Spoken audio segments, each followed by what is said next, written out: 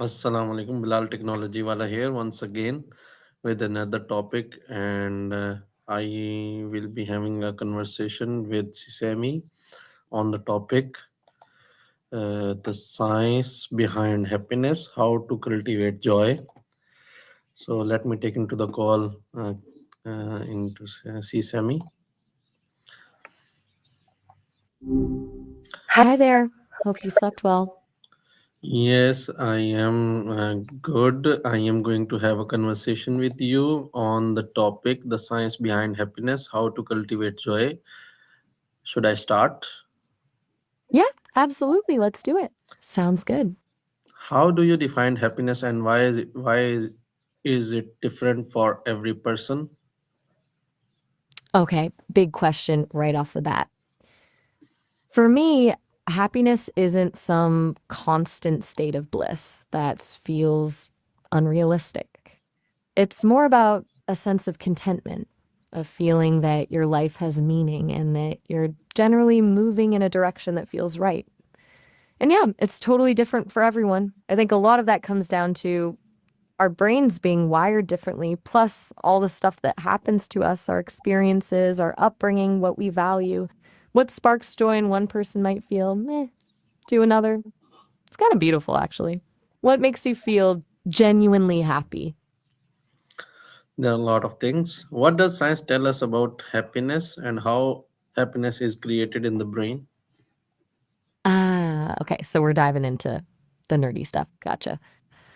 So, science says a few key players are involved: dopamine, serotonin, endorphins. You've probably heard of those. Dopamine is linked to pleasure and reward, serotonin to mood regulation, and endorphins are those feel good chemicals released during exercise or like eating chocolate. But it's not just about those chemicals spiking. Turns out, happiness is also strongly connected to our prefrontal cortex, which is involved in things like decision making and planning. When we experience something positive, that area lights up.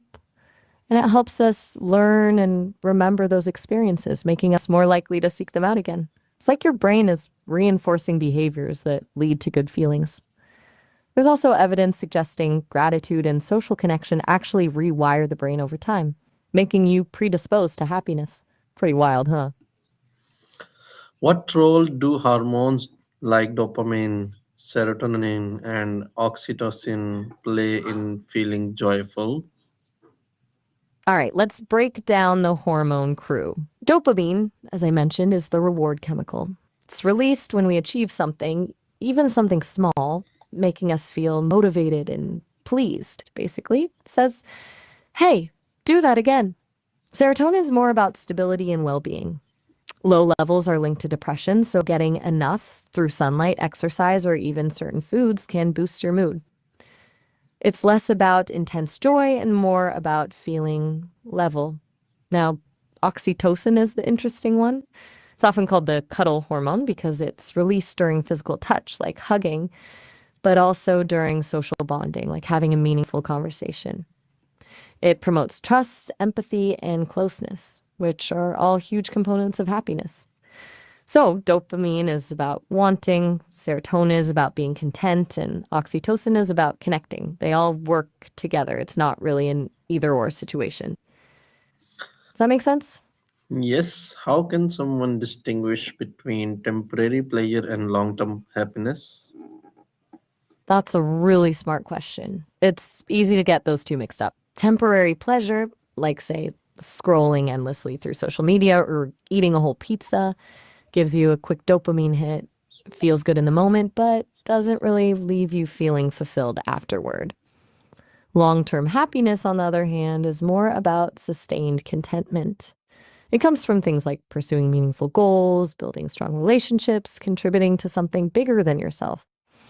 Pleasure is often passive, things happening to you, while happiness is usually active pity, things you're doing. It takes effort, but the payoff lasts way longer. A good rule of thumb: if it feels kind of empty after a while, it's probably pleasure. If it leaves you feeling grounded and satisfied, even if it was challenging, that's closer to happiness. Does that resonate with you at all? Yes, give example, please. Okay, let's say you spend an evening binge watching your favorite show. Feels great while it's happening, right?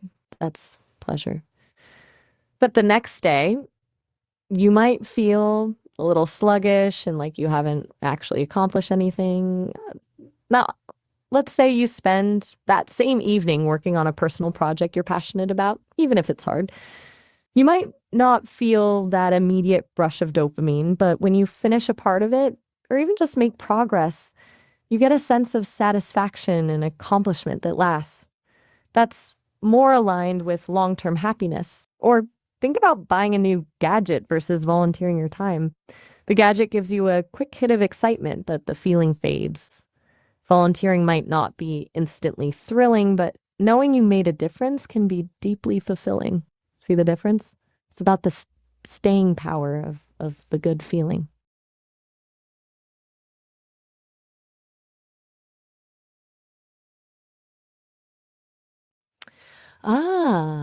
Good question with the why implied there.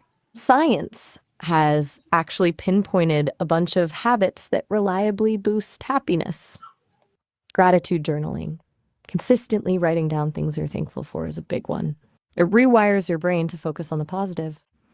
Regular exercise, even just a brisk walk, releases endorphins and reduces stress. Mindfulness and meditation, even for just a few minutes a day, can help you stay present and appreciate the moment. Acts of kindness, helping others, consistently show a link to increased happiness. Strong social connections, spending quality time with loved ones are also crucial. And surprisingly, spending time in nature has a big impact. Basically, it's about intentionally cultivating positive experiences and prioritizing things that nurture your well being. What habits do you already have that make you feel good? There are a lot of habits. So, how does gratitude impact overall joy and emotional well being? Okay, let's really dig into gratitude. It's more than just saying thank you. It's about actively noticing the good things in your life and appreciating them. And scientifically, it has a powerful impact. It increases dopamine and serotonin levels, those happy chemicals we talked about. But it also does something else. It shifts your focus away from negative emotions like envy, resentment, and regret. When you're actively looking for things to be grateful for, it's harder to dwell on what you lack. It even improves sleep, reduces stress, and strengthens relationships. The cool thing is, it's a skill you can develop. The more you practice gratitude, the more naturally it comes, and the more joyful and emotionally well you feel. It's like training your brain to see the world through a more positive lens. Do you practice gratitude at all currently? Yes, I do. What is the relationship between physical health and happiness? That's a big one. They're hugely interconnected. It's not just about feeling good physically, allowing you to do more things that make you happy. It's deeper than that. Physical health directly impacts your brain chemistry. Exercise, for example, isn't just about endorphins. It also increases blood flow to the brain, promoting neuroplasticity, the brain's ability to form new connections. Chronic illness or pain, on the other hand, can lead to inflammation, which is linked to depression and anxiety. Good sleep is crucial too, both for physical recovery and for regulating mood. Even things like diet play a role. Nutrient deficiencies can affect brain function. Basically, when your body is healthy, your brain is healthier, and that makes happiness more accessible. Taking care of your physical self is a fundamental act of self care, and it pays dividends in terms of emotional well being. Do you feel like your physical health impacts your happiness? Yes, I do. But give us the last advice what one should do for being happy all the time. All the time is a high bar, right? Happiness isn't a destination, it's more of a practice. But if I had to boil it down to one thing, it'd be this: prioritize meaningful connections. Humans are social creatures. We thrive on belonging and feeling understood. Invest time and energy in your relationships, nurture your friendships, and actively seek out opportunities to connect with others on a deeper level. It's easy to get caught up in work or chasing achievements, but those things don't bring lasting happiness. Ultimately, it's the quality of your relationships that matters most. That, combined with consistently practicing gratitude and taking care of your physical health, is the closest you'll get to a consistently joyful life. It's not about eliminating sadness. That's part of being human. It's about building a foundation of well-being that allows you to navigate life's ups and downs with resilience and grace. And Bilal, it was good talking through all of this with you.